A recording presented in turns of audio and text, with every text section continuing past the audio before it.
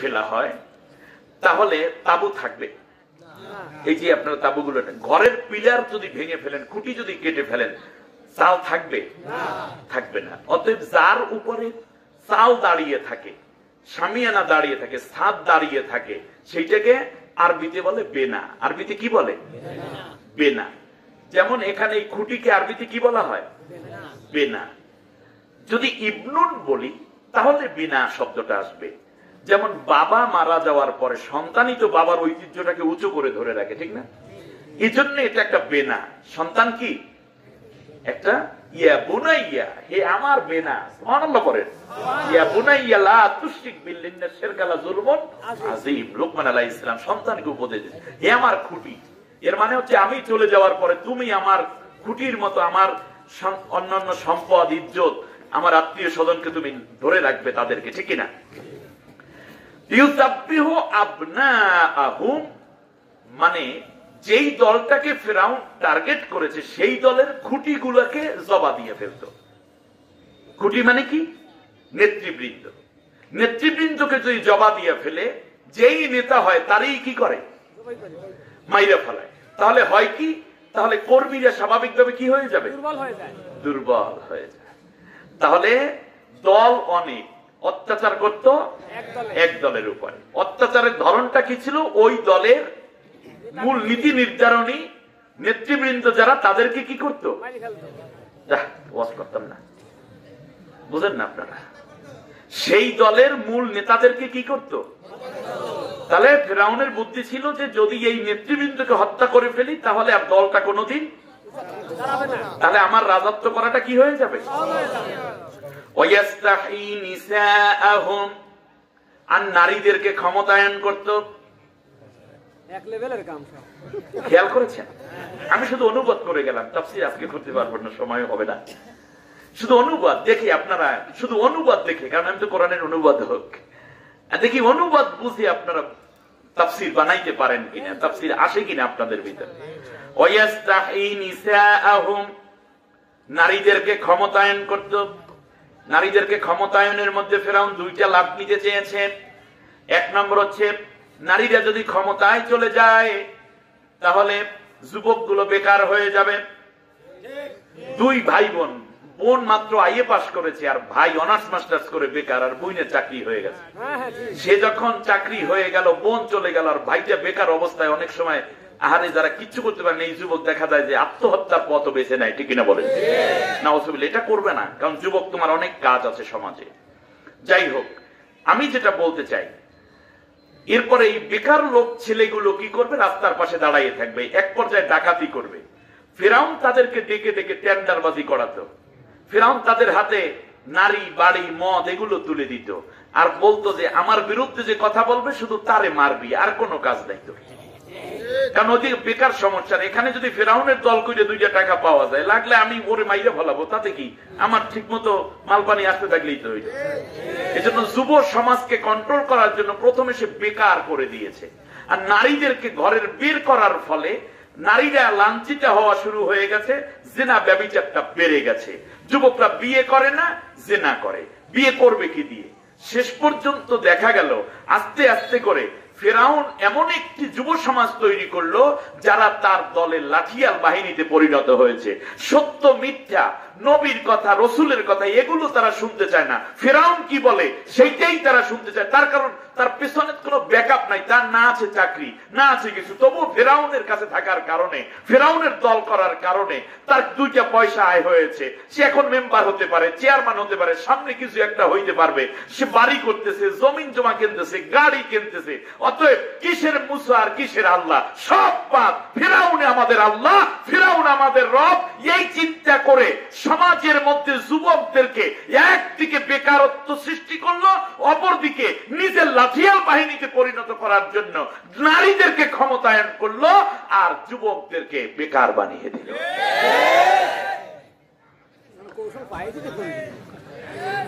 ওয়াস্তাহি নিসাআহুম, আপনি শুনতেছেন না?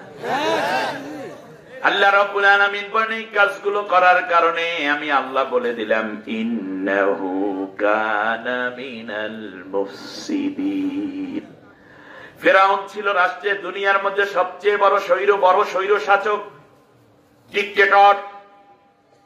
আল্লাহ কেন এই কথা আমাদেরকে পর্যন্ত কোরআনে রেখে দিলেন? তার কারণ পৃথিবীতে বিভিন্ন রাষ্ট্রে বিভিন্ন সরকার আসবে, যারা এই নীতিগুলো অবলম্বন করবে তারাও স্বৈরশাসক। ফেরাউন এতগুলো কাজ করলো, আল্লাহ কি কিছু করবে না? জোরে বলেন। আমার আল্লাহ রব্বুল আলামিন বললেন, আমি 5টা কাজ হাতে দিলাম, 5 দফা কর্মসূচি আমি নিজে বাস্তবায়নের দায়িত্ব নিলাম। আল্লাহু আকবার কান।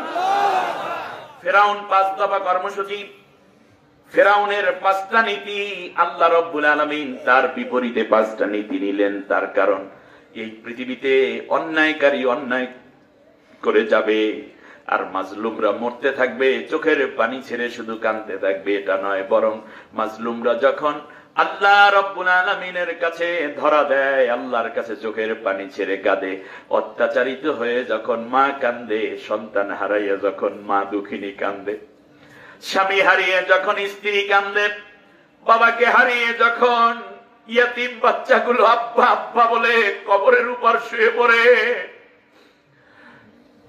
গভীর রাতে যখন কেউ কলিং বেলে টিপ দেয়, সন্তানটা কিডন্যাপ হয়ে গেছে, গুম হয়ে গেছে, 1-1.5 বছর, 2 বছর, 5 বছর, সব মানুষগুলো ঘুমাইয়া যায়, মা দুঃখিনীর চোখে ঘুম নাই। কেউ যদি কলিং বেলের মধ্যে টিপ দেয়, মায় মনে করে এই বুঝি আমার আর মান আসলো, এই বুঝি আমার কলিজার টুকরা সন্তানটা ফিরে আসলো রে, দৌড়াইয়া যায়। কত মানুষ এসে বলে খালাম আসসালামু আলাইকুম, মায়ের চোখে পানি ধরে রাখতে পারে না, জিজ্ঞেস করে তোমরা কি আমার কলিজার টুকরাকে দেখেছো? কত মানুষ চলে যায়, সন্তানগুলো ইয়াতীম। ঈদ করবে বলে নানা বাড়ি থেকে পোশাক এসেছে, চাচা পোশাক কিনে দেয়, মামা পোশাক কিনে দেয়, কিন্তু ওরা তো বুঝে না ওর আব্বু কোথায় আছে। পৃথিবীতে বাবা মারা গেলে কবরটা পর্যন্ত দেখা যায়, কিন্তু এমন অবস্থা হইল বাবার কবরটা পর্যন্ত খুঁজে পায় না। কোথায় চলে গেছে বাবা? মায়ের গলা ধরে কখনো কান্দে, আবার কখনো কান্দে দাদির গলা ধরে, দাদার কাছে কখনো বলে আব্বু কবে আসবে। ঈদের সকালবেলা কতজনে কত সান্ত্বনা দিতে চায়, চোখের পানি ছিড়িয়া তিন বাচ্চাগুলো বলে আব্বু না আসলে আমরা ঈদগাহে যাব না, নতুন পোশাক পরব না। আরে কত চাও শহীদ খোদা, আর কত ক্রন্দ, আসবে কবে এই জমিনে তোমারি শাসন। যারা শুধুই চেয়েছিল তোমার দিনের জয়, বাতিল শাহির বুলেট তাদের জীবন করলো ক্ষয়। দয়াময়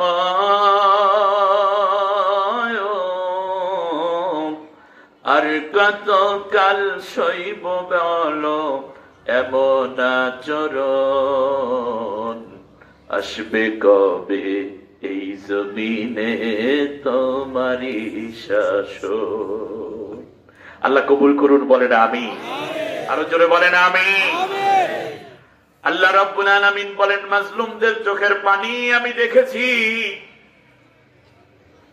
ওদের রক্তগুলো আমি দেখেছি, নির্দোষ বান্দার জেলের প্রকোষ্ঠের কান্না দেখেছি, রিমান্ডের নামে অত্যাচার করে কাঁচা নখগুলো টেনে টেনে তুলে ফেলেছে, পীড়ন দেখেছি আমি।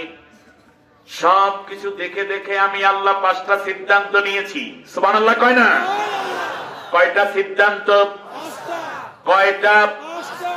আল্লাহ রাব্বুল আলামিন বলেন ওয়ানুরিদু আন নামুন্না আলাল্লাযীনা ইসতুদঈফু ফিল আরদি ওয়া নাজআলাহুম আইম্মাতাও ওয়া নাজআলাহুমুল ওয়ারিসিন ونمكن لهم في الأرض ونري فرعون وهامان وجنودهما منهم ما كانوا يحذرون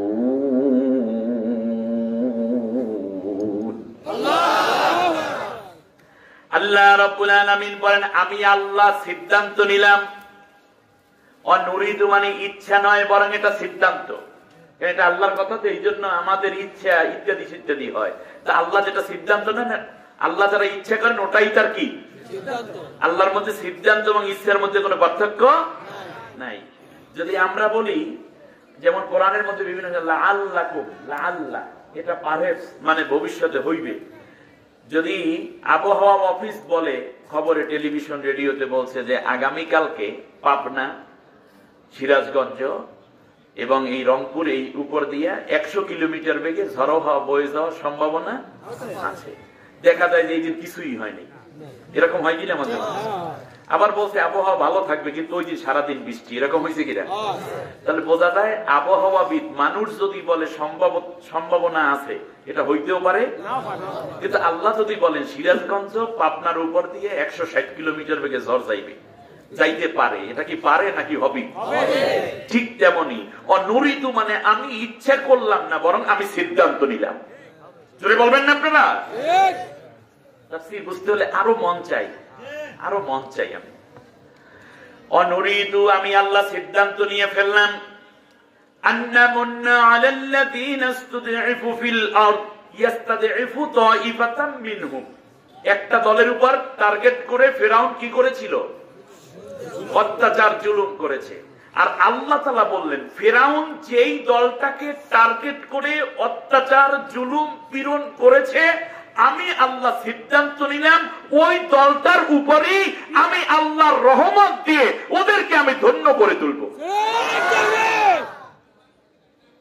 একটু জিকির করুন লা ইলাহা ইল্লাল্লাহ, লা ইলাহা ইল্লাল্লাহ, লা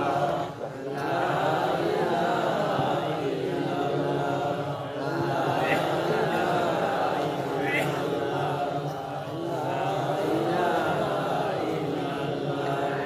হায়াতের মালিক যেই আল্লাহ, মৌতের মালিক সেই আল্লাহ, লা ইলাহা ইল্লাল্লাহ, লা ইলাহা ইল্লাল্লাহ, লা ইলাহা ইল্লাল্লাহ মুহাম্মাদুর রাসূলুল্লাহ সাল্লাল্লাহু। আপনাদের মনে হয় কষ্ট হচ্ছে? আল্লাহ রাব্বুল আলামিন বলেন নুরিদু আন্নামুন্না, আমি আল্লাহ দয়া করব অবশ্যই। আন্নামুন্না, এই উলামায়ে কেরাম সহযোগী দেখেন, আন্নামুন্না আমি অবশ্যই মান্নান হয়ে যাব, আমি তাদের প্রতি মহা দয়াবান হয়ে যাব। কাদের প্রতি? ইস্তাদঈফু ফিল আরদি, ফিরআউন জমিনের বুকে বাছাই করে যেই দলটার উপরে অত্যাচার পীড়ন করে ওই নেতৃবৃন্দকে হত্যা করে দলটাকে শেষ করে দিতে চাইলো, আমি আল্লাহও সিদ্ধান্ত নিলাম ওই দুনিয়ার ওই দেশের অনেক দল আছে, তার মধ্য থেকে কেবলমাত্র ওই অত্যাচারিত দলটার উপরে আমি আল্লাহ আমার দয়া ঢেলে দিয়ে ধন্য করে দেব।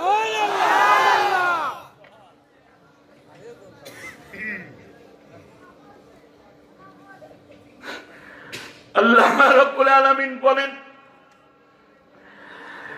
আমি শুধু দয়াই করব না, আমি আরো কিছু স্পষ্ট সিদ্ধান্ত নিয়ে ফেললাম। ওয়ানাজআলাহুম আইম্মা, আমি আল্লাহ নিজে দায়িত্ব নিয়েছেন। কে বলেন এখন? নাজআলা, নামুন্না, এই সব কিছুর ফাইল হচ্ছেন কে? এবার সিদ্ধান্তের এই দলটার অভিভাবক হয়ে গেলেন কে? ওই দলটার নেতৃত্বের মূল জায়গাটা কার হাতে চলে গেল? আমার আল্লাহ ডাক দিয়া বললেন ওয়ানাজআলাহুম আইম্মাতান, আমি আল্লাহ রাব্বুল আলামিন ওই দলটার হাতে দেশের নেতৃত্বের চাবিকাঠি উঠাইয়া দেব। ইমামের বহু বছর মানে লিডারশিপ যা আছে, চৌকিদার থেকে নিয়ে প্রধানমন্ত্রী পর্যন্ত, মেম্বার থেকে নিয়ে ডিসিএসপি হয়ে যতগুলো জায়গা আছে সব জায়গায় আমি ওই দলটাকে নেতৃত্বের জায়গায় বসাইয়ে দেব। এটা আমি আল্লাহ নিজে আমি করে দেব। আইম্মাতান, সব জায়গার ইমামতি, নেতৃত্বের, লিডারশিপের দায়িত্ব আমি আল্লাহ ওই দলের হাতে উঠাই দেব। কি মনে হয় হতাশা আছে আপনার? হতাশার কোনো কারণ আছে?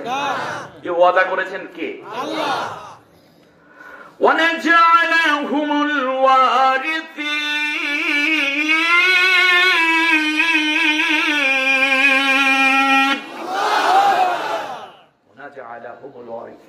আমি আল্লাহ তাদেরকে ফিরআউনের পরে ক্ষমতার উত্তরাধিকার বানাই দেব।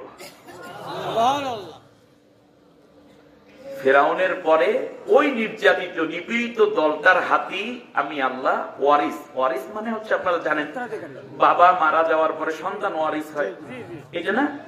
রাষ্ট্রীয় ওয়ারিস হচ্ছে এক সরকার চলে যায়, পরের সরকার যে আসে তিনি আসেন আগের সরকারের উত্তরাধিকার হিসেবে, তার রেখে যাওয়া বাগান বাড়িতে এগুলোর উনি পান, উনি চলে যান, আবার আরেকজন আসে। কেউ মাটির রাস্তা করে, কেউ তার উপরে সোলিং করে, তারপর কেউ আবার পিচ ঢালাই করে, কেউ হয়তো বা বিল উত্থাপন করে রেখে যায়, পরে আবার কেউ এসে ব্রিজ করে, ঠিক না? এর মানে পরবর্তী সরকার এসে যেন আগের সরকারের ওয়ারিসের কাজটাই করে, ঠিক কিনা বলে? এখন যদি কেউ ক্ষমতা থেকে এসে বলে ওটা কিছু করে নাই, সব আমরা করতেছি, এটা বোকামি, মিথ্যা কথা। কারণ আগে কিছু করে গেলি পরে কিছু করা যায়, হয়তো ভালো করে করা যায়। ওয়ানাজআলাহুমুল ওয়ারিসিন, চতুর্থ কাজ হলো অনুমাক্কিনা লাহুম ফিল আরদ, যেই জমিনের বুকে তারা ছিল মুস্তাদাফিন, মাজলুম, নিপীড়িত, অত্যাচারিত যেই জনগোষ্ঠী, আমি তাদের হাতে শুধু নেতৃত্ব উঠাইয়া দেব না, বরং আরো কিছু জিনিস করব। অনুমাক্কিনা লাহুম ফিল আরদে, জমিনের বুকে আমি তাদেরকে শক্তিশালী ক্ষমতাবান করে দেব। আল্লাহ বলছেন আল্লাযীনা ইম্মাক্কান্নাহুম ফিল আরদ, তারা যদি জমিনে রাষ্ট্র ক্ষমতায় যায়, তা নুমাক্কিনা মানে আমি তাদেরকে রাষ্ট্র ক্ষমতায় শক্তিশালী রাষ্ট্র পরিচালনার যোগ্যতা সম্পন্ন নেতৃত্ব বানাইয়া দেব। সুবহানাল্লাহ। তাহলে কালকে ছিল মুস্তাদাফিন, আর আল্লাহ বললেন আমি তাদেরকে বানাইয়ে দেব কি? আজকে বাড়িতে ঘুমাইতে দেও না, মেরে ফেলার পরে লাশটা দাফন করবে তারও সুযোগ দেও না। ছেলে মেয়ের বিয়েতে বাবা উপস্থিত হতে পারে না, মা মারা গেছে, সন্তান জানাজায় আসতে পারে না। অপরাধ একটাই, তারা চোরও না, ডাকাতও না, গুন্ডাও না, জেনাকার না, ধর্ষক না, তার অপরাধ একটাই, তারা আল্লাহর কোরআনের রাজ কায়েম করতে চায়, ঠিক কিনা বলে? এই জন্য পীড়িত হয়েছে। আল্লাহ রাব্বুল আলামিন বলেন আজকে যেমন তাদেরকে বাড়িতে আসতে দিলি না, সেদিন বেশি দূরে নয়, তোদেরও ওদের লিখিত সার্টিফিকেট ছাড়া তোরাও বাড়িতে ঘুমাইতে পারবি না, সেদিন আসতেছে, এই কাজ আমি করে দেব।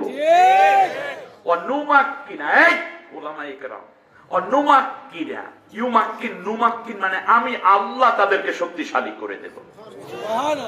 জো বাইডেন কোনদিন জানতো না সে আমেরিকার প্রেসিডেন্ট হবে, বারাক ওবামাও জানতো না, ঠিক কিনা? ইমরান খান জানতো না সে পাকিস্তানের প্রধানমন্ত্রী হবে। আমাদের নরেন্দ্র মোদী দাদু তিনিও জানতেন না যে তিনি ভারতের প্রেসিডেন্ট হবে, ঠিক কিনা বলেন? আমাদের প্রধানমন্ত্রীও জানতেন না যে এক চরম দুরবস্থার মধ্যে তার জীবন চলে গেছিল, যে তিনি এই বাংলাদেশের পরপর 4-5 বার প্রধানমন্ত্রী হবেন, এই চিন্তা তার মাথায় থাকার কথা ছিল না। সাবেক প্রধানমন্ত্রী নারী, তারও মাথায় থাকার কথা না, 2টা ইয়েতিম বাচ্চা নিয়ে তিনি ছিলেন, ঠিক কিনা বলেন? জীবন নিয়ে যখন টানাটানি, কিন্তু আল্লাহ রাব্বুল আলামিন বললেন তোদেরকে তো আমি শক্তিশালী করেছি, আর আজকে ক্ষমতায় আসার পরে এই দুর্বল অবস্থা থেকে তোদেরকে আমি শক্তিশালী করে দিলাম। আর শক্তিশালী হওয়ার পরে আমার কোরআনের কথা যারা বলে তাদেরকেই তারা যেহেতু তোরা লাঞ্ছিত করলি, মনে হয় যেন আল্লাহ আজকে ওয়াদা করছেন আমি আল্লাহ এই মাজলুমদেরকে এই জমিনের বুকে আমি শক্তিশালী করে তারপর তোদের উপরে তাদের কর্তৃত্ব প্রতিষ্ঠা করে দেব।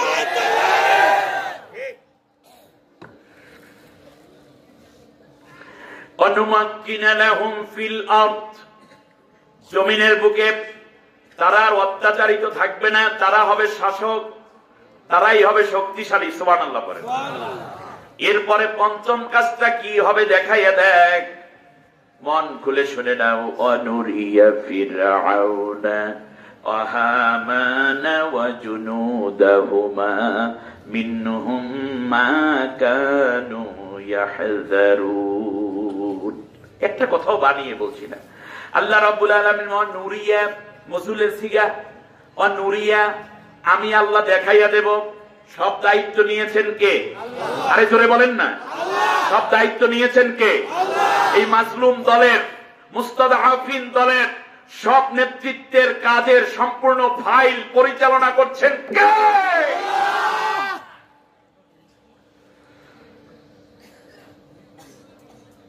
আল্লাহ রাব্বুল আলামিন বলেন নুরিয়া ফিরআউন, আমি আল্লাহ দেখিয়ে দিতে চাই ফিরআউনকে, ওয়া হামানা এবং হামানকে, ওয়া জুনুদাহুমা এবং দুইজনের সৈন্যবাহিনীকে, মিনহুম মা কানু ইয়াহযারুন। ওই মাজলুমেরা ক্ষমতায় আসলে বিভক্তি করবে না, অন্যায়ভাবে মানুষের সম্পদ লুণ্ঠন করবে না, দুর্নীতি করবে না, মানুষ হত্যা করবে না, নারীর ইজ্জত লুণ্ঠনের কোন চিন্তা তাদের মাথায় থাকবে না, ধর্ষণ থাকবে না, মদ গাঁজা ফেন্সিডিল ইয়াবা কোকেন তারি হিরোইন প্রতিদিন থাকবে না। এই পৃথিবীতে কেউ কোনোদিন আর অত্যাচারিত হবে না, বরং তারা দেখতে পাবে কেমন করে একটা ইসলামী রাষ্ট্র কায়েমের পরে মানুষেরা তাদের মৌলিক অধিকার ফিরিয়ে পায়। মিনহুম মা কানু ইয়াহযারুন। আমার বন্ধুগণ, নুরিয়া আমি আল্লাহ দেখিয়ে দেব। আমরা অনেক সময় নির্বাচনের স্লোগান আসলে বলি না, দেখিয়ে দেব, বিপুল ভোটে হয়ে যাবে। আল্লাহ নিজে বলছেন আমি নিজে দেখিয়ে দেব। এখানে একটু ছোট্ট তাফসীরের একটা ছোট্ট কথা বলে যাই, আপনাদের মনে প্রশ্ন থাকতে পারে যে হুজুর এখানে আল্লাহ তাআলা বললেন শুধুমাত্র ফেরাউন হামান, হামান হইল ফেরাউনের প্রধানমন্ত্রী না, প্রধান উপদেষ্টা, আর জুনুদাহুমা তার সৈন্যবাহিনী, সৈন্যবাহিনী পুলিশ, র্যাব, গোয়েন্দা, বিমান, নৌ সেনা, এই তো হ্যাঁ গোয়েন্দা ইত্যাদি। তাই দেশের মানুষ স্বাভাবিকভাবে এটা সব মিলে হয়তো বা দেশ গোটা জাতি 20% সর্বোচ্চ আছে, বাকি 80% মানুষের কথা আল্লাহ বললেন না কেন?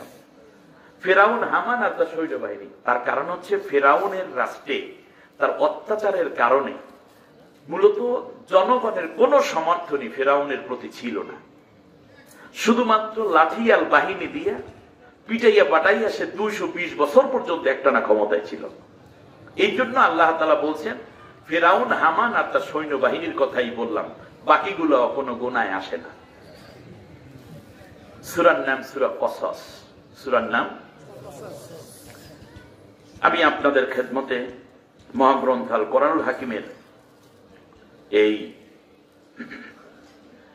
28 নম্বর সূরাটি, 88টি আয়াত আছে, 9টি আছে রুকু। মক্কায় অবতীর্ণ এই সূরা থেকে আমি প্রথম 6 আয়াত তেলাওয়াত করেছি।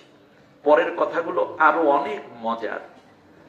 সূরাটা নাজিল হয়েছে মক্কায়, এবং মক্কা থেকে নবী যখন মদিনায় হিজরত করে যাচ্ছেন, মক্কা এবং মদিনার মধ্যবর্তী একটি জায়গা নাম হচ্ছে জোহফা।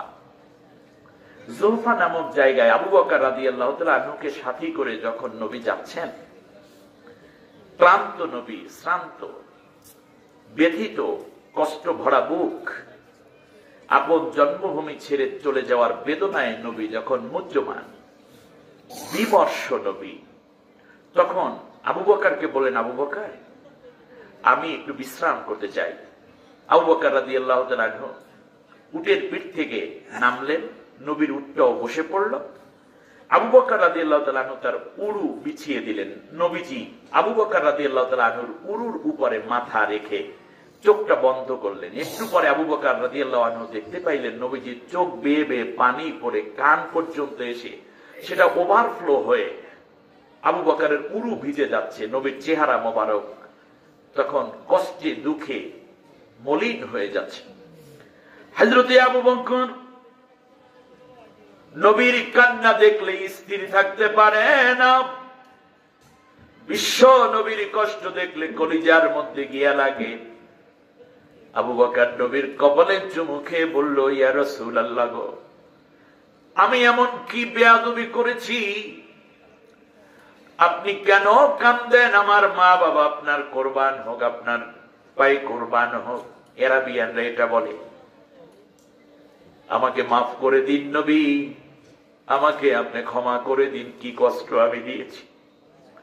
আল্লাহর রাসূল উঠে বসলেন আর বললেন, জীবরা আবু বকর রে, তোমার কোন আচরণে আমি কষ্ট পাই নাই। আমার মনে পড়েছে কাবার কথা, মনে পড়েছে সাফা মারওয়ার কথা, মনে পড়েছে মাকামে ইব্রাহিম, হাতিম, মুলতাজিম, মনে পড়েছে মিজাবে রহমতের কথা, রুকনে ইয়ামানি, হাজরে আসওয়াদের কথা, আমার মনে পড়েছে আরাফার কথা, মনে পড়েছে মক্কায় আমার আত্মীয় স্বজনের কথা, আমার খাদিজার কথা, আমার কলিজার টুকরা সন্তানদের কথা। রে আবু বকর, মদিনায় আমার কেউ নাই, আপন জন্মভূমি ছেড়ে এখন চলে যাচ্ছি, এই শোকে এই কষ্টে আমি কান্দি, আর কোনো কারণ নাই। হযরত আবু বকর রাদিয়াল্লাহু তাআলা চুপ করে আছেন। নবীকে সান্ত্বনা দেওয়ার কোন চিন্তা এবং যোগ্যতা তার ভেতরে আসে না। এমন সময় জিবরিল আলাইহিস সালাম আল্লাহর রাসূল সাল্লাল্লাহু আলাইহি ওয়াসাল্লামের কাছে হাজির। এই সূরাটা নিয়ে হাজির, 88 আয়াত, 9টা রুকু সমৃদ্ধ সূরা কসাস নিয়ে হাজির। আল্লাহর নবীকে পুরো 88 আয়াত জিবরিল পড়ে পড়ে শুনাইয়া দিলেন।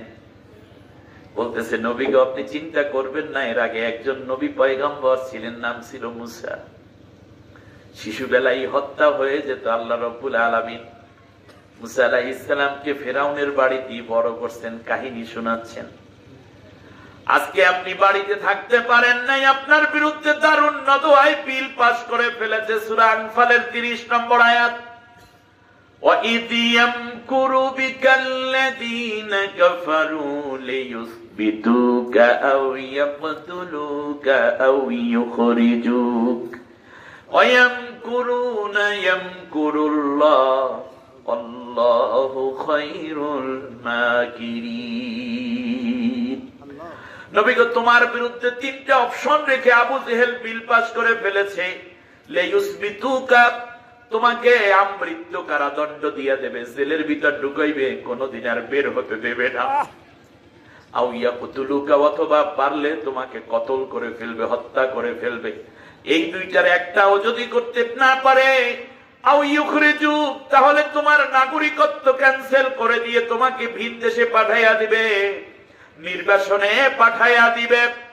ও নবী, তোমার বিরুদ্ধে 3টা অপশন রেখে যেমন আজকে আবু জেহেলরা বিল পাস করলো, কিয়ামত পর্যন্ত কোরআনের কথা যারা বলবে, হক দাওয়াত, তোমার সরাসরি দাওয়াতি কাজ যারা করবে, তাদের বিরুদ্ধে কারো কারো বিরুদ্ধে আজীবন কারাদণ্ড দিবে, কাউকে হত্যা করবে, কারো নাগরিকত্ব ক্যান্সেল করে অন্য দেশে যেতে বাধ্য করবে। তবে মনে রেখো, সেই সময় যখন এসে যাবে, তখন আমি ওই ফিরাউনকে বাদ দিয়ে যেমন করে আমি আল্লাহ রাব্বুল আলামিন মাজলুম দলের প্রতি 5টা নেয়ামত দিয়েছিলাম, আজকে মুহাম্মদুর রাসূলুল্লাহ তুমি মদিনায় চলে যাও, ওই মুসা আলাইহিস সালামকে যেমন করে আবু যখন ফিরাউন হত্যা করতে চাইল, তারপর আমি যখন তাকে মাদায়েনে হিজরত করতে বলেছিলাম, 8 বছর পরে আবার আমার মুসা যেমন করে ফিরাউনের কাছে হাজির হয়েছিল, এরপরে ফিরাউন সহ তার সৈন্যবাহিনীকে আমি আল্লাহ রাব্বুল আলামিন ডুবাইয়া মারলাম।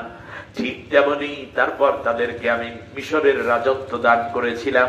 তেমনি ভাবি নবী তুমি মদিনায় চলে যাও, চোখের পানি মুছে ফেলো। এই দেশের মানুষরা তোমাকে মায়া করে নাই, কিন্তু মদিনার মানুষগুলোর অন্তরগুলোকে আমি আল্লাহ তোমার ভালোবাসা দিয়ে ভরপুর করে রেখেছি। 8 বছর পরে মাদায়েন থেকে মুসা যেমন এসে ফিরাউনকে পরাজিত করলো এবং মিশরকে কোরআনের দ্বীনের রাষ্ট্র, ইসলামী রাষ্ট্রের অন্তর্ভুক্ত করলো, ঠিক তেমনি মদিনা থেকে 8 বছর পরে আমি আল্লাহ রাব্বুল আলামিন তোমাকে এই মক্কায় আবার ফিরাইয়া নিয়ে আসব। ওই মুসার মতো করেই তোমাকে আমি আমার এই মক্কার বিজয়ের চাবিকাঠি উঠাইয়া দেব। আমার বন্ধুগণ, খেয়াল করুন ভালো করে। আল্লাহর নবী মদিনায় চলে গেলেন, সূরাটা নাজিল হয়েছে এজন্য বলি, হিজরতের মদিনায় পৌঁছার আগ পর্যন্ত যত সূরা 13 বছরে নবুয়ত জিন্দেগিতে নাজিল হয়েছে সবগুলো মাক্কি সূরা। সবগুলো কি? আর হিজরতের পরে যে সূরা নাজিল হয়েছে সেগুলো হলো মাদানী সূরা, সেটা মদিনায় নাজিল হোক অথবা মক্কায় নাজিল হোক। আমি কথাটা বুঝাইতে পারিনি, এভাবে বলি শোনেন। আমি এজন্য মাক্কি মদিনা মাদানী লিখিনি। আমার 30 খন্ডে 30 করা হাফিজি স্টাইলে কোরআন, যেটা আমার নিজের অনুবাদ করা। আপনাদের অল্প কয়টা কপি আমি নিয়ে আসছি, আমার গাড়িতে হয়তো পাবেন। দাম মাত্র 1000 টাকা। আগেই বলে দেই, অত্যন্ত উন্নত ছাপা এবং এতে আমার অল্প কিছু লাভ। উন্নত একটি ব্যাগের মধ্যে ভরা, 30 খন্ডে 30 পারা হওয়ার কারণে যারা পারা বাই পারা পড়তে চান, খুব এই পুরো কোরআনটা বেয়ার করা চাইতে একটু একটু করে বেয়ার করা। ওখানে আমি লিখেছি যে মাক্কি যুগে অবতীর্ণ, আর হলো মাদানী যুগে। কারণ আল্লাহ নবী তো হিজরত করে আবার মক্কায় আসছেন, তখন তো সূরা নাজিল। এটা কি মাক্কি সূরা হবে না মাদানী সূরা হবে? মাদানী হবে, কারণ এটা মাদানী যুগের সূরা। ওই বাকি হিজরতের পরে 13 বছরের পরে, নবুয়তের পরে যে 10 বছর নবী মদিনায় ছিলেন, সূরা যেখানেই নাজিল হোক সব হলো মাদানী যুগের সূরা। এভাবে আমি আমার এসে লিখে দিয়েছি এবং ভূমিকায় চমৎকার করে বিষয়গুলো নিয়ে আসছি, যে স্বাভাবিক আপনি অনেক কোরআনে পাবেন না। আলহামদুলিল্লাহ, টাকা থাকলে একজিল কোরআন আজকে নিয়ে যান, ভাবির জন্য, নিজের জন্য, মায়ের জন্য। ঠকবেন না, ঘরে কোরআন গেলে আপনি জিতে যাবেন ইনশাআল্লাহ। মাক্কি এবং মাদানী সূরার মধ্যে আমি 18টা পার্থক্য আমার তাফসীরে লিখেছি। তাহলে একটা পার্থক্য আমি বলি, আপনাদেরকে মজা পাবেন। মক্কায় আল্লাহ নবী 13 বছর কোরআনের দাওয়াত দিলেন, এর মধ্যে সর্বমোট 86টা সূরা নাজিল হয়েছে। কোরআনে আছে মোট 114টা সূরা, মক্কায় নাজিল হয়েছে 13 বছরে কয়টা সূরা? 86টা সূরা।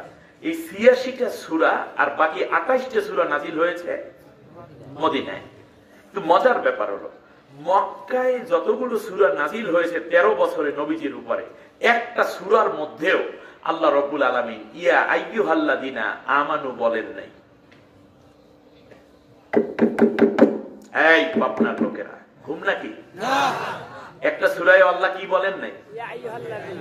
ইয়া আইয়ুহাল্লাযিনা আমানু। ইয়া আইয়ুহাল্লাযিনা আমানু অর্থ কি? হে ঈমানদারেরা। আচ্ছা, মক্কায় কি ঈমানদার ছিল না? কত দামি দামি ঈমানদার। আবু বকর রাদিয়াল্লাহু তাআলা এর ঈমানদার, যার ঈমানের পাল্লা তামাম দুনিয়ার সব ঈমানের চাইতেও বেশি।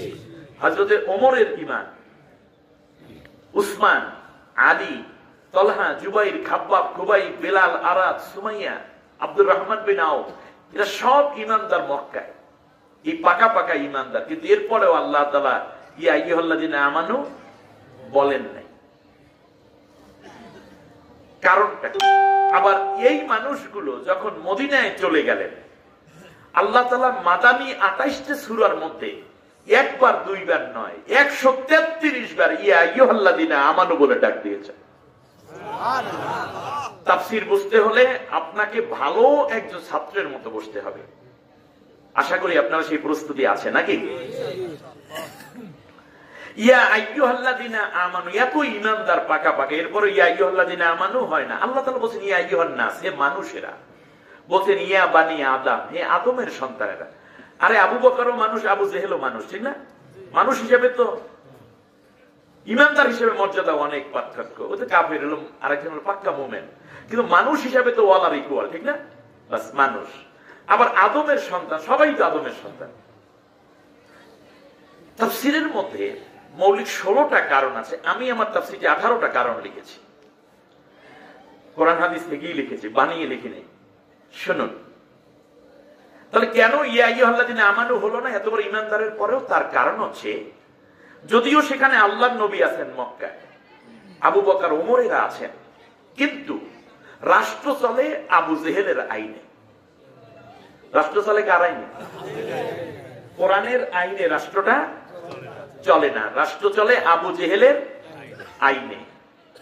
আর আবু জেহেলের আইনে পরিচালিত, শুনুন, আবু জেহেলের আইনে মানব রচিত তাগুতি মতবাদে পরিচালিত সরকার এবং সংসদ।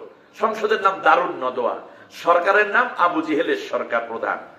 আর ধর্মমন্ত্রীর নাম আবু লাহাব, স্বরাষ্ট্রমন্ত্রীর নাম ছিল আবু সুফিয়ান, অর্থমন্ত্রীর নাম ছিল উমাইয়া বিন খলফ। এমনি করে করে তারা একটা 49 সদস্য বিশিষ্ট মন্ত্রী পরিষদ তাদের ছিল। আমরা দেশ চালাই কি করে? কিন্তু সেখানে আবু বকর, ওমর, এমনকি নবী সাল্লাল্লাহু আলাইহি ওয়াসাল্লাম সেই কাফেরের আইনের অধীনে পরিচালিত একটি রাষ্ট্রের ছিলেন সাধারণ নাগরিক, এমনকি নির্যাতিত নিপীড়িত জনতা, ঠিক কিনা বলে? সেখানে আল্লাহর কথা চলে না, কথা চলে কার? আবু জাহেলের।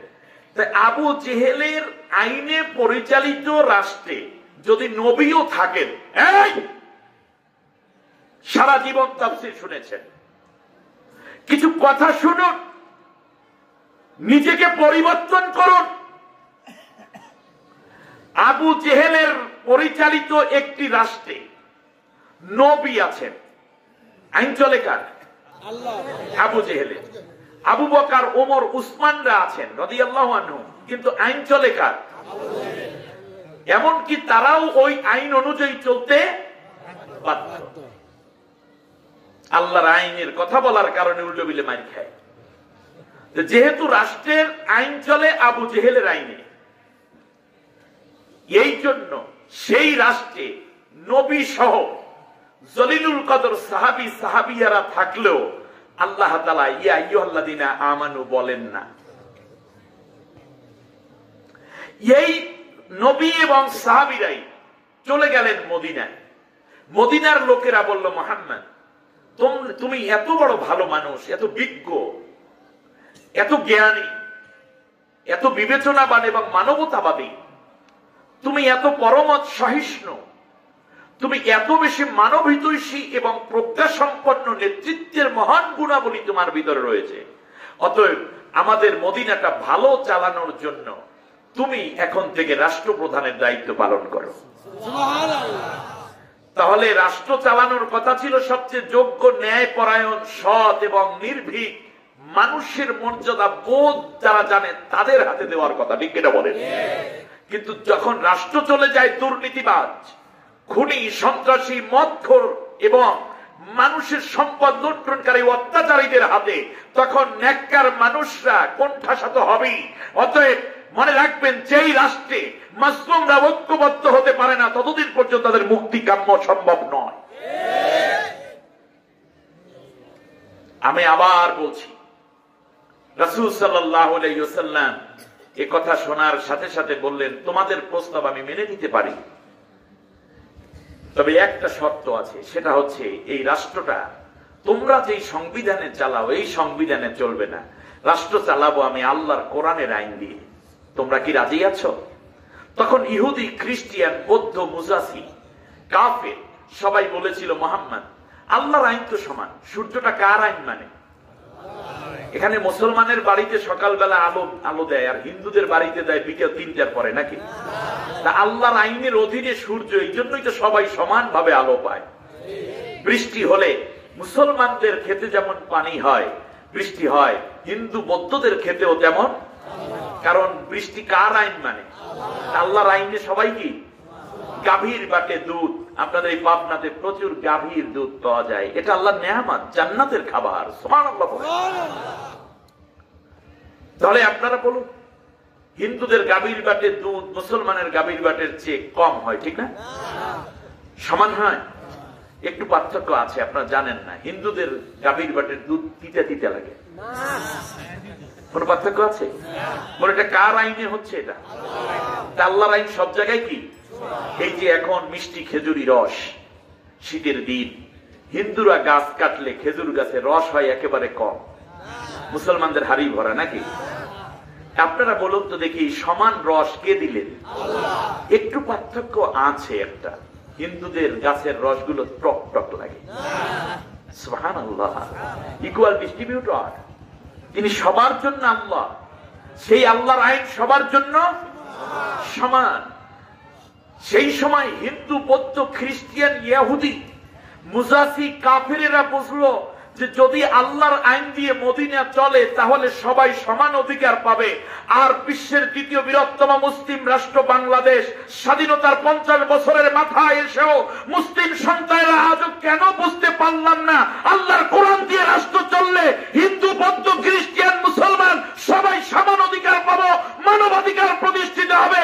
এটা বুঝ না আসার কারণে আমরা শান্তি পাচ্ছি না দুনিয়ায়, নাজাত পাবো না পরকালে। ঠিক কি রাখা?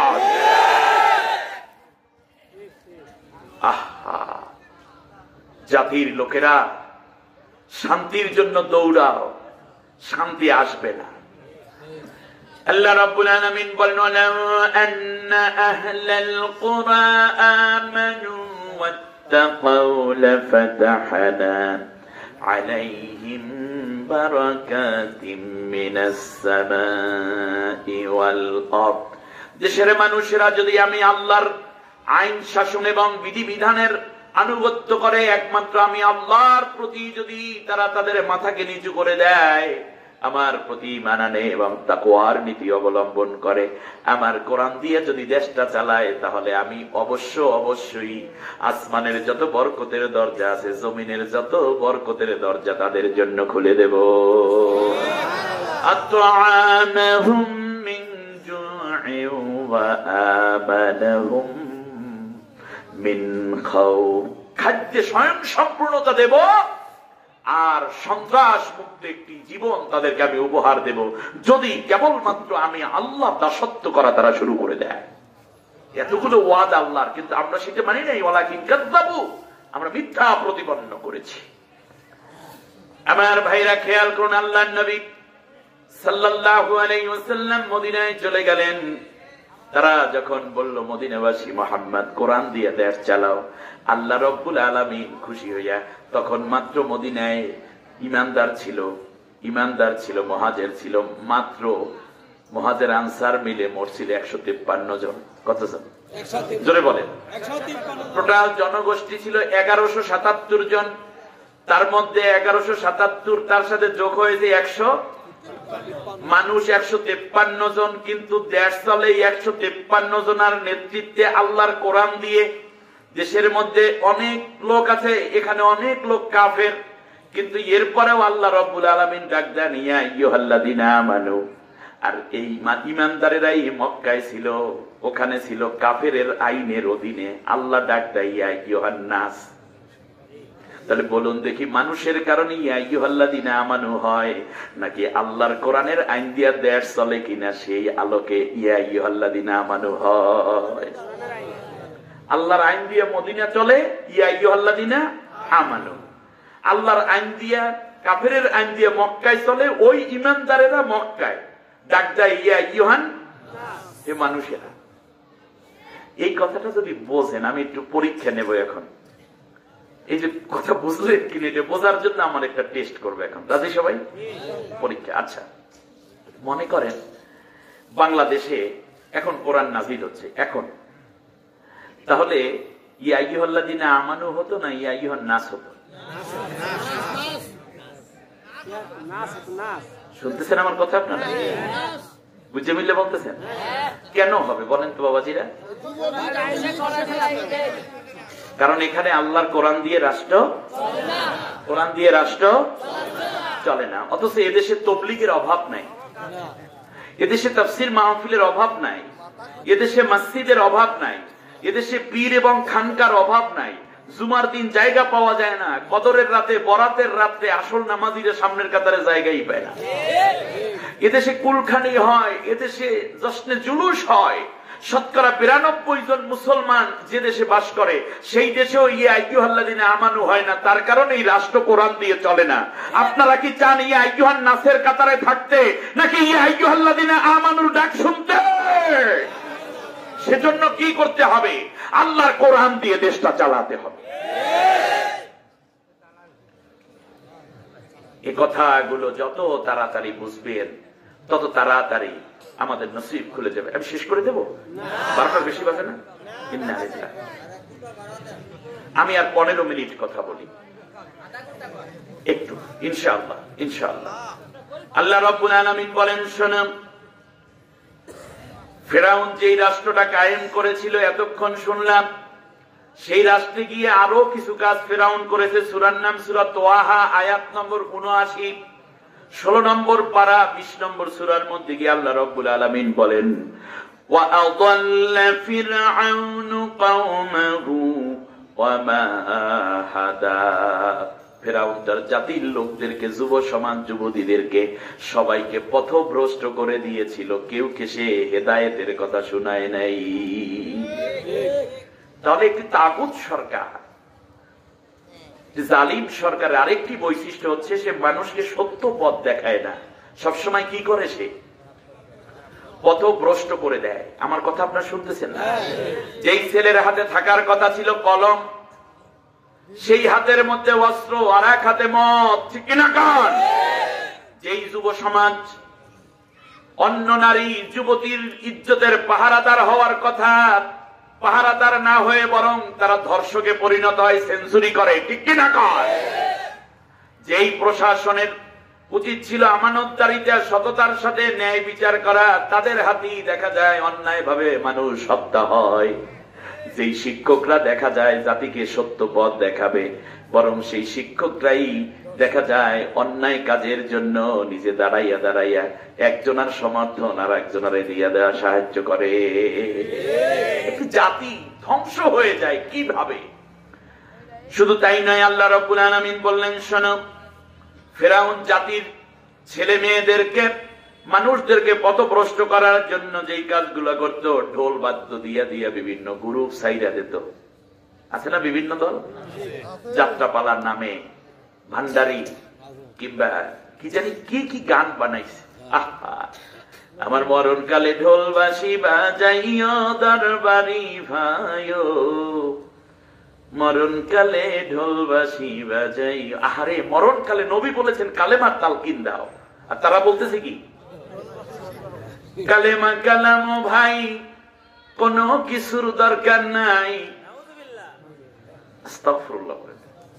তার মুর্শিদ কেবলার গুণগান গাইও, নাউজুবিল্লাহ পড়বেন না? এই কথাগুলো দ্বারা কি বোঝা যায়? কানের মধ্যে হেডফোন লাগাইয়া মিথ্যে কথার বেসাতি। শুধু তাই নয়, এমনি করে করে স্কুলগুলোর মধ্যে আল্লাহর দিনের কোন শিক্ষা নেই। কলেজ ইউনিভার্সিটি থেকে আল্লাহর দিন শিক্ষা উঠে গেছে, এই জন্য স্কুল কলেজ বন্ধ। এখন হইলো আমরা অটো পাস, বিশ্ব এখন কি পাস? Auto pass. জাতির সর্বনাশ।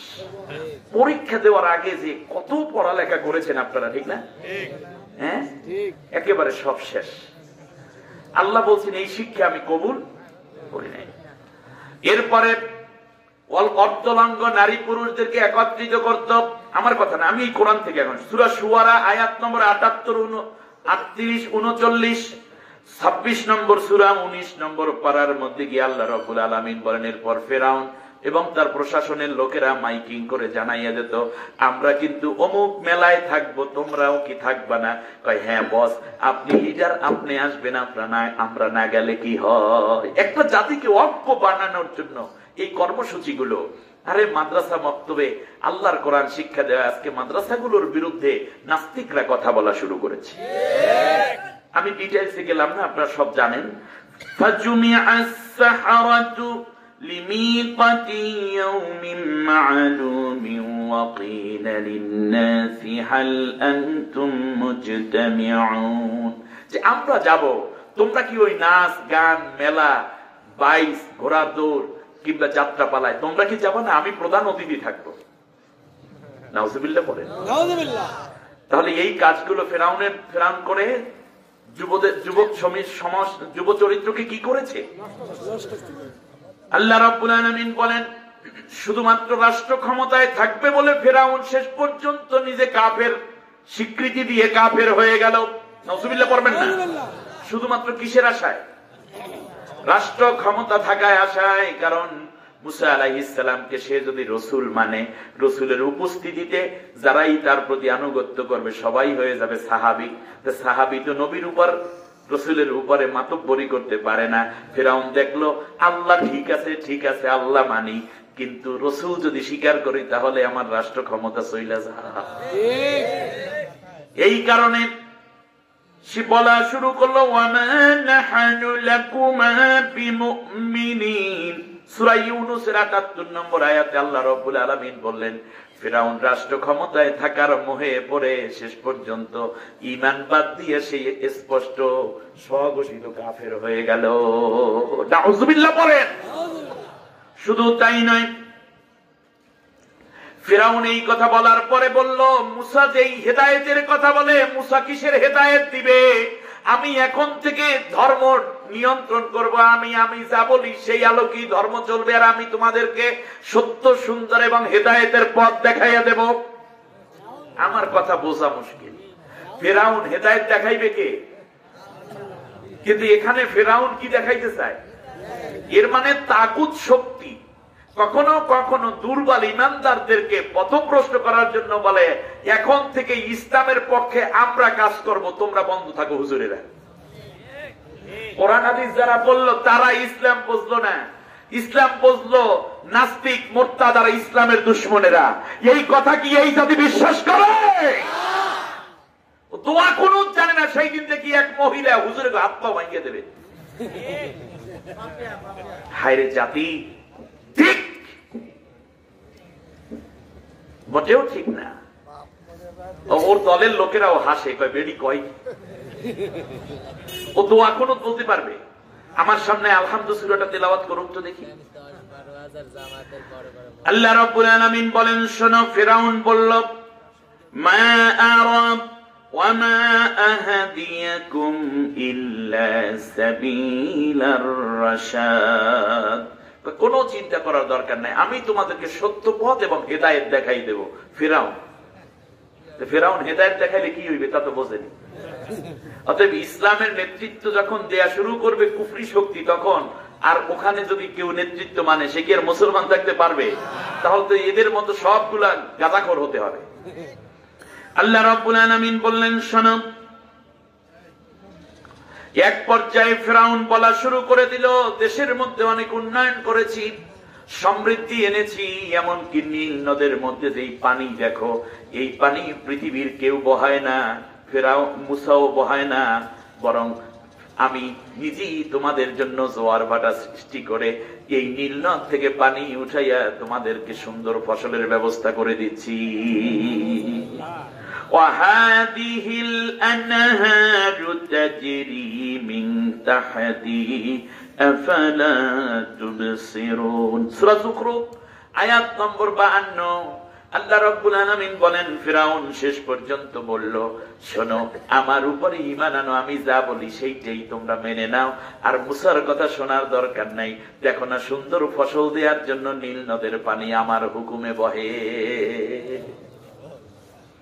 নীল নদের পানিও নিয়ে নিল কে? ফেরাউন। এখন আল্লাহর যত নেয়ামত, সব নেয়ামত কার নামে চালান শুরু করলো? এখন আর আল্লাহর নাম নেন, এখন আর ইনশাআল্লাহ বলে না, সব আমি করেছি। শুধু তাই নয়, নিজে যেমন কাফের হয়ে গেল, এইবার কাফের হওয়ার পরে মুসা আলাইহিস সালামকেও কাফের কইয়া গালি দেওয়া শুরু করে দিয়েছে। কথা বলে না। হুজুরদেরকে যারা গালি গলাজ করো, তারা একটু শোনো, তুমি আমাকে কি কইয়া গালি দেবা? কত কিছুই তো কইলা, কিন্তু এই জাতি বিশ্বাস করেছে?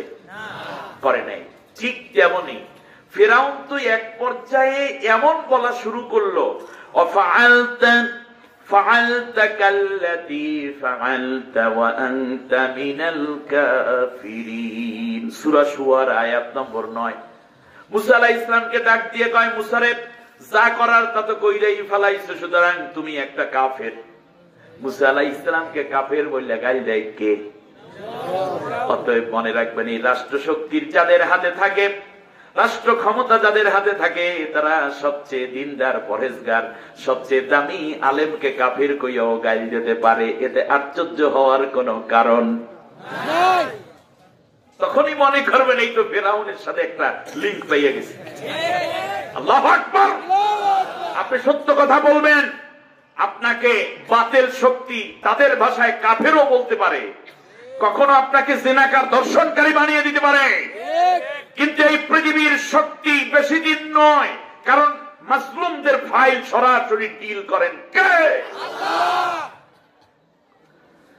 আল্লাহ রাব্বুল আলামিন বলেন, ফিরআউন আবার নিজের কৃতিত্ব বর্ণনা করে বিভিন্ন জায়গায় ভাষণ দেয়া শুরু করলো।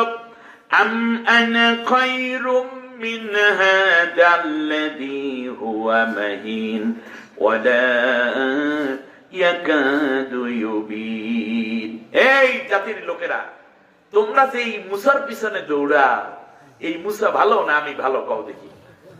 তোমরা দেখো না মুসা হইল তোতলা, মুসা আলাইহিস সালামের কথা একটু কি বাইরে যাইতো, আর সে হইল নিচু বংশে, সে তো আমাদের মতো না, তাদের চিন্তা চেতনা তো ছোট, ওরা কিভাবে দেশ চালাবে, ওরা কিভাবে রাষ্ট্র পাবে। আমার দিকে তাকাও, দেখো না আমি তার চেয়ে কত সুন্দর, কত ভালো। আল্লাহ রাব্বুল আলামিন একটা চমৎকার ঘটনাও নিয়ে আসছেন এখানে। এরপরে আল্লাহ রাব্বুল আলামিন বলছেন, শোনো মুসাকে এরপরে আবার জেলের ভয় দেখাইলো, যাতে মুসা দ্বীনের দাওয়াত দেয়া বন্ধ করে দেয়। অতএব কোরআনের কথা বললে, দ্বীনের কথা বললে জেলের ভয় আসবে, জেলে যাইতে হবে।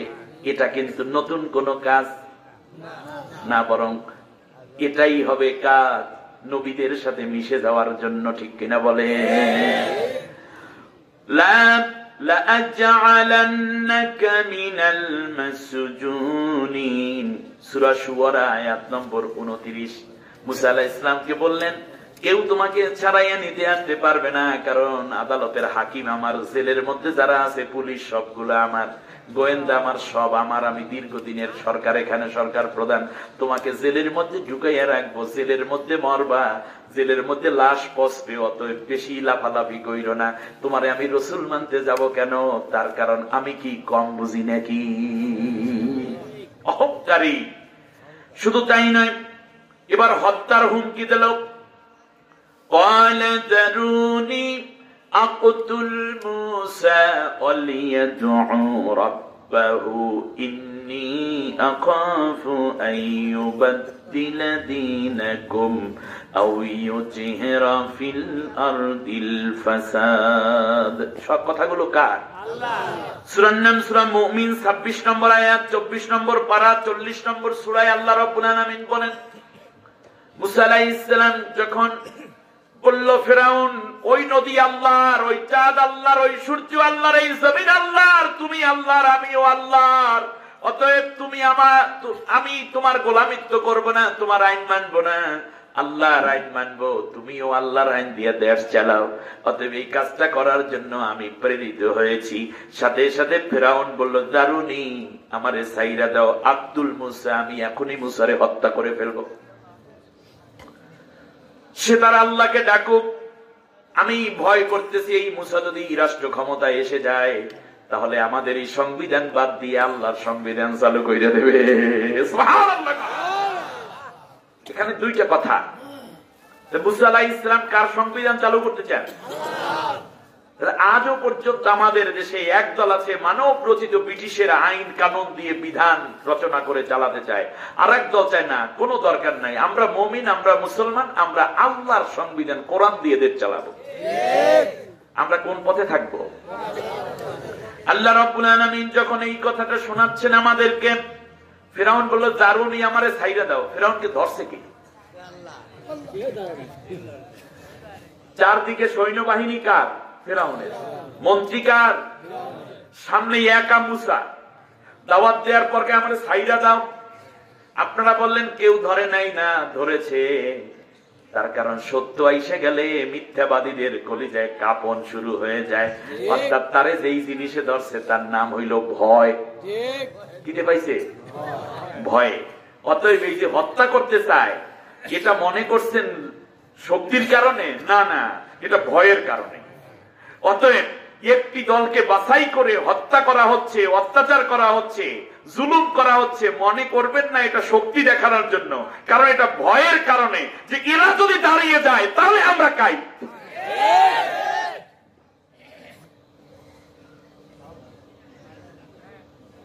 আমার ভাইরা খেয়াল করুন,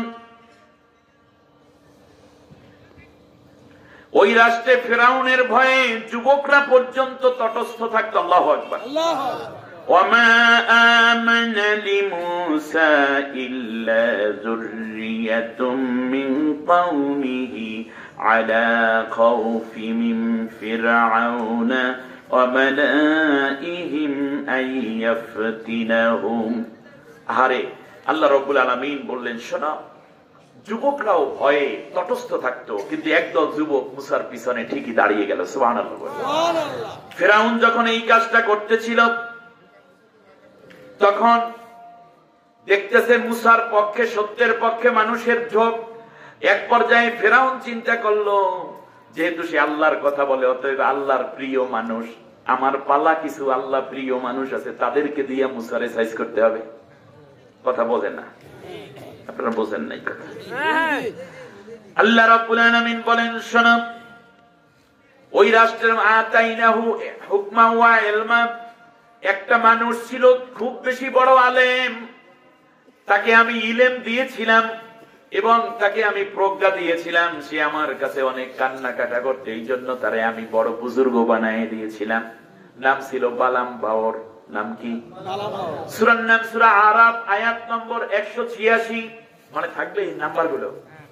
186 নম্বর আয়াতের মধ্যে গিয়ে আল্লাহ রাব্বুল আলামিন বালাম বাওরের কথা বলতেছে। তার কারণে পৃথিবীতে তাগতি শক্তি যখন দেখে সত্য সাথে পেরে ওঠে না, তখন দেখবেন কিছু বুজুর্গ টাইপের মানুষদেরকে ঘুষ দিয়া দিয়া, মালপানি খাওয়াইয়া খাওয়াইয়া সত্যপন্থীদের বিরুদ্ধে ফতোয়া আদায় করার চেষ্টা করে। আমাদের দেশে এখন আর নাই। শুনুন কাহিনী, সূরা আরাফ আয়াত নম্বর কত? 186। ভাইরা, মন খুলে কথা শুনেন, কোরআনের মধ্যে কিছুই বাদ নাই। মনটা খুলে খুলে কোরআনের কথাগুলো জেনে নেন।